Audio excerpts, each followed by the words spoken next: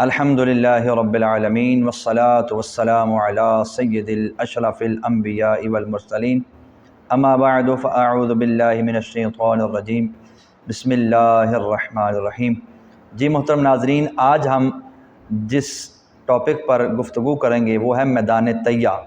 پچھلی ویڈیو میں نے آپ سے ذکر کیا تھا کہ موسیٰ علیہ السلام جب میدان طیہ میں گئے تو وہاں آپ نے پتھر پر عصا مارا اور اس پتھر سے 12 چشمے جاری ہوئے۔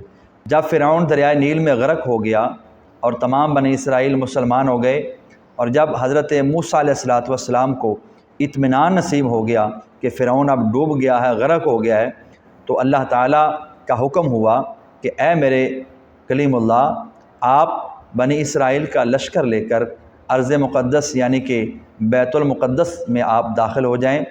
اس وقت بیت المقدس پر قوم عمالقہ کا قبضہ تھا، جو بدترین کافر تھے اور بہت طاقتور اور جنگجو اور نہایت ہی ظالم لوگ تھے۔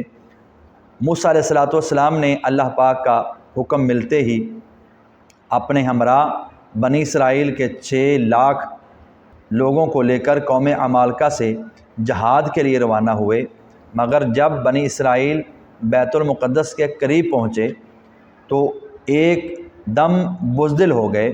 بزدل اس طرح ہوئے کہ جب انہوں نے بیت المقدس کے قریب پہنچے تو ایک فرد کو بھیجا کہ آپ دیکھ کر آئیں کہ قوم عمالقہ کس طرح ہیں اور کیا ان کا رہن سہن ہے۔ تو جب دور سے ایک فرد نے دیکھا کہ وہ تو بہت بڑے جوان ہیں اور طاقتور ہیں اور ظالم لوگ ہیں، تو انہوں نے آ کر بتایا کہ قوم عمالقہ جو ہے وہ بہت ظالم ہیں اور بڑے جنگجو ہیں۔ تو وہ بنی اسرائیل جو ہے وہ بزدل ہو گئے اور کہنے لگے اس شہر میں جبارین یعنی کہ جابر قوم عمالقہ کا قبضہ ہے، جو بہت ہی زور آور ہیں اور زبردست ہیں، لہٰذا اے موسیٰ، جب تک یہ لوگ شہر میں رہیں گے ہم ہرگز شہر میں داخل نہیں ہوں گے۔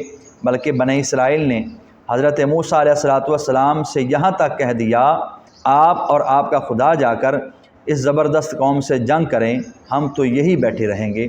بنی اسرائیل کی زبان سے یہ سن کر حضرت موسیٰ علیہ السلام کو بڑا رنج اور صدمہ گزرا۔ آپ نے باری تعالیٰ کے دربار میں یہ عرض کیا، رب انی املک الا نفسی و اخی فافرق بیننا و بین القوم الفاسقین، یعنی اے میرے رب، مجھے اختیار نہیں مگر اپنا اور اپنے بھائی کا، یعنی میں اپنا اور اپنے بھائی کا صرف اختیار رکھتا ہوں، باقی میری قوم جو ہے وہ بزدل ہو چکی ہے، تو ہم کو ان بے حکموں سے جدا رکھ۔ اس دعا پر اللہ تعالیٰ نے اپنے غضب و جلال کا اظہار کرتے ہوئے فرمایا، فَإِنَّهَا مُحَرَّمَةٌ عَلَيْهِمْ 40 سَنَةً يَتِيهُونَ فِي الْأَرْضِ فَلَا تَأْسَ عَلَى الْقَوْمِ الْفَاسِقِينَ۔ اس کا ترجمہ کچھ یوں ہے، تو وہ زمین ان پر حرام ہے 40 برس تک۔ اللہ پاک نے فرمایا وہ زمین جس میں یہ پہنچ چکے ہیں میدان طیہ، یہ ان پر حرام ہے مگر 40 برس تک بھٹکتے پھریں زمین میں، تو تم ان بے حکموں کا افسوس نہ کھاؤ۔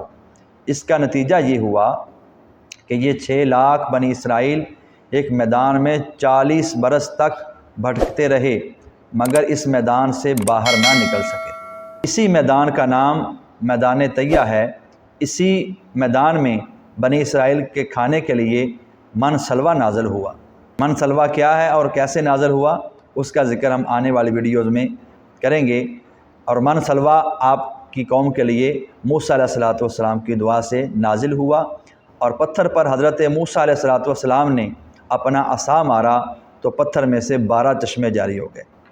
بلا شبہ یہ عجیب و شان واقعہ ہے جو بنی اسرائیل کی نافرمانیوں اور شرارتوں کی تعجب خیز اور حیرت انگیز داستان ہے، مگر اس کے باوجود بھی حضرت موسیٰ علیہ السلام کی محبت اور شفقت بنی اسرائیل پر ہمیشہ رہی۔ جب یہ لوگ میدان طیہ میں بھوکے پیاسے ہوئے تو حضرت موسیٰ علیہ السلام نے دعا مانگ کر ان لوگوں کے لیے کھانے کے لیے من و سلوہ نازل کرایا اور پتھر پر عصا مار کر 12 چشمے جاری کرا دیے۔ اس سے حضرت موسیٰ علیہ السلام کے صبر اور آپ کے تحمل کا اندازہ کیا جا سکتا ہے۔ بنی اسرائیل بڑی خوش نصیب قوم تھی کہ جن کے لیے آسمان سے من سلوا نازل ہوا اور ان کے لیے 12 چشمے جاری ہوئے۔ اور آپ نے پچھلی ویڈیوز میں دیکھا اور سنا کہ موسیٰ علیہ السلام نے کس طرح اپنی قوم کے لیے دریا میں سے رستہ بنایا، اللہ کے حکم سے دریا میں عصا مارا اور وہاں دریا میں 12 دستے جو ہے وہ بن گئے۔ اللہ پاک کی پاک بارگاہ میں دعا ہے جو ہم نے سیکھا اور جو ہم نے سنا پڑھا، اللہ پاک اس سے عبرت حاصل کرنے کی توفیق عطا فرمائے۔ ہر حال میں اللہ کا شکر کرنا چاہیے، جس طرح بھی اللہ ہم کو نوازے ہمیں چاہیے کہ ہم اللہ کا شکر ادا کریں۔ آخر میں گزارش کہ اگر آپ نے چینل کو سبسکرائب نہیں کیا تو سبسکرائب کر دیں تاکہ جو بھی ہماری آنے والی ویڈیوز ہیں ان کا نوٹیفیکیشن جو ہے وہ آپ کو سب سے پہلے مل سکے۔ لائک اور شیئر بھی کیا کریں اور کمنٹ باکس میں اپنے خیالات کا اظہار ضرور فرمایا کریں۔ آج تک کے لیے اتنا ہی، اگلی ویڈیوز کے لیے اجازت دیں۔ السلام علیکم ورحمۃ اللہ وبرکاتہ۔